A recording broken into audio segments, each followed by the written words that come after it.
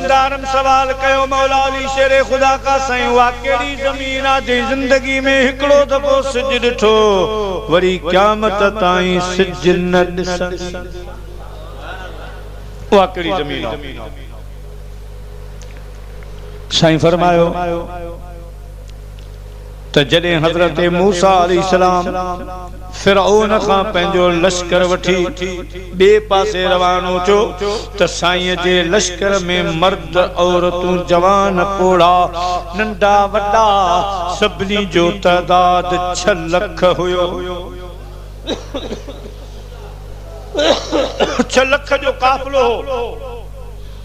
वो जने नील दरिया के किनारे आया तो हाने नील तो वडो दरिया हो छोलियों पे हाने केर लहे हजरत मूसा अलैहिस्सलाम उन नील दरिया जे मथा पंहिंजी लठ हिय हई लठ हई तो 12 चश्मा थिया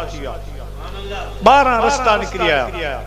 मुझा प्यारा अल्लाह जो शान हेडा पानी बिठो आ विच में रस्तो पे वने पानी हेडा होडा कोन तो चे आऊं हर साल खैर सा कश्मीर जे दौरे ते विंदो आया 15-20 ॾींहं वो हिकड़ो दफो मुखे वठी विया तत्ता पानी कश्मीर जो वाह वाह तत्ता पानी बंजूसा इंडिया जे बॉर्डर ते आ उते घणो असां हलियासीं तत्ता पानी ते उते मु हिकड़ी खुदा जी कुदरत ॾिठी जेको तत्ता पानी जो नालो आ पानी वहे पियो चश्मे जो हिकड़े पासे हथ वज त बर्फ ॿिए पासे हथ वज त हथ सड़ी वञे तत्ता पानी हिकड़े पासे गरम पानी पियो हले ॿिए पासे वरी थधो पानी पियो हले पानी बि हीअं केॾा पिया